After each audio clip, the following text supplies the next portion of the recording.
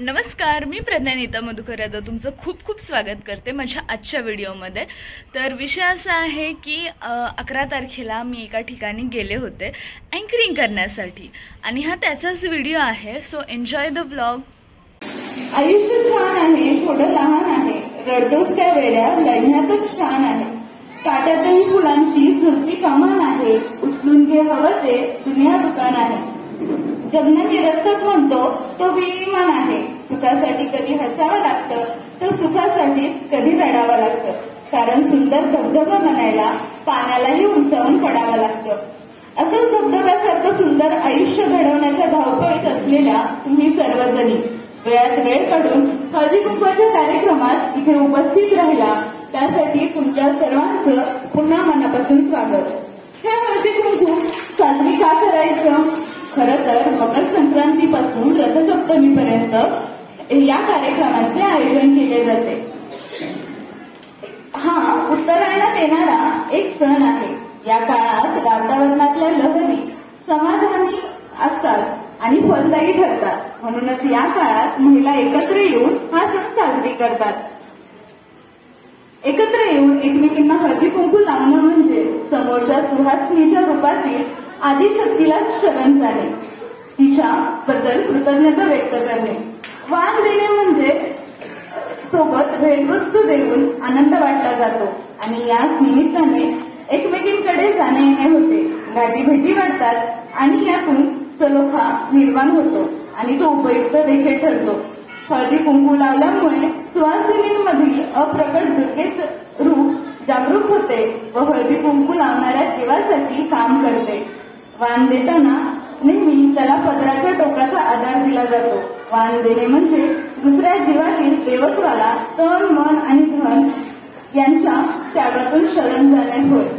आणि अशाच या हळदी कुंकवाच्या कार्यक्रमासाठी तुम्ही सर्वजण आलात त्यासाठी तुमचं पुन्हा एकदा मनापासून स्वागत। आणि यानंतर हळदी कुंकवाच्या कार्यक्रमात आणि वाण वाटपाच्या कार्यक्रमात सुरुवात होईल।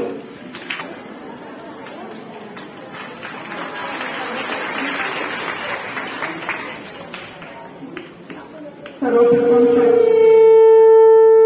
सगळ्या माझ्या महिलांना सॉरी म्हणते, कारण की मला येण्यात थोडासा वेळ झाला, त्यामुळे व्यक्त करते आणि आपल्या सगळ्यांना मकर संक्रांतीच्या खूप खूप शुभेच्छा।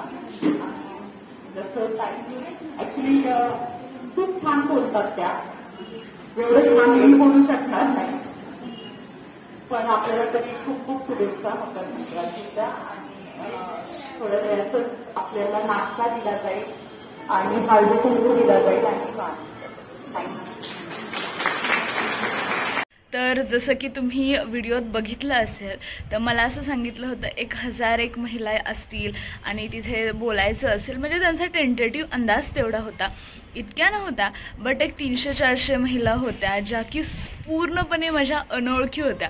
म्हणजे आजवर मी कॉलेजमध्ये खूपदा अँकरिंग केलं आहे, खूपदा, म्हणजे फर्स्ट इयरपासून आत्तापर्यंत किमान 50 वेळा तरी अँकरिंग केलं असेल मी छोट्या मोठ्या कार्यक्रमांचं।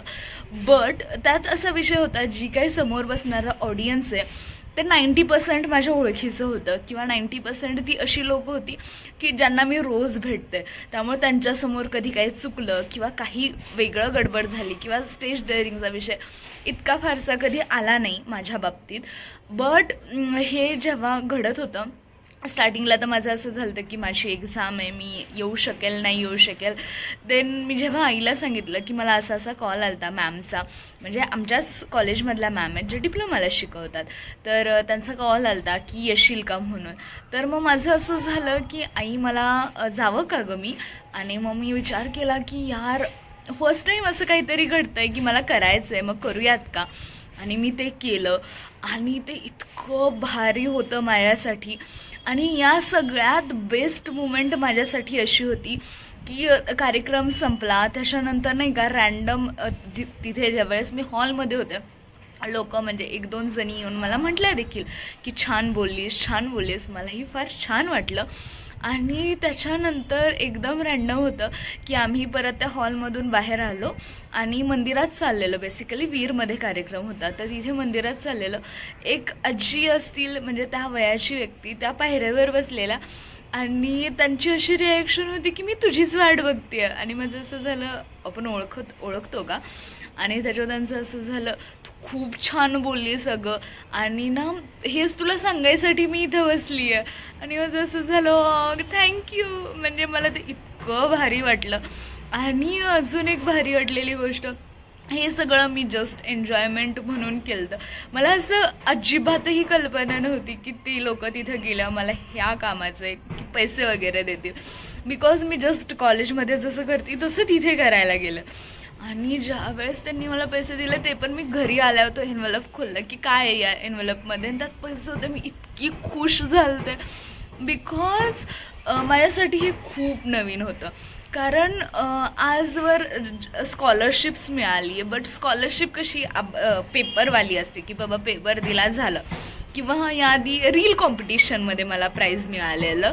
म्हणजे आणि पण ते प्राईज कसं होतं की मी काही पब्लिकला फेस नाही केलं, मी जस्ट रील बनवली आहे, पोस्ट केली आहे आणि 3रा नंबर येऊन प्राईज मिळालेलं. बट ही जी गोष्ट होती की बाबा मी मेहनत घेतली, मी तिथं गेली त्या लोकांच्यात आणि ते बोललं, मला इतकं भारी वाटलं ना ती सगळी गोष्ट, काय बोलायलाच नको. सो या गोष्टीनं मला एक गोष्ट तर कळली आहे की ही माझी खूप आवडतीची गोष्ट आहे, अँकरिंग करणं म्हणा. आणि मला खरंच कंटिन्यू करायला आवडेल ही गोष्ट.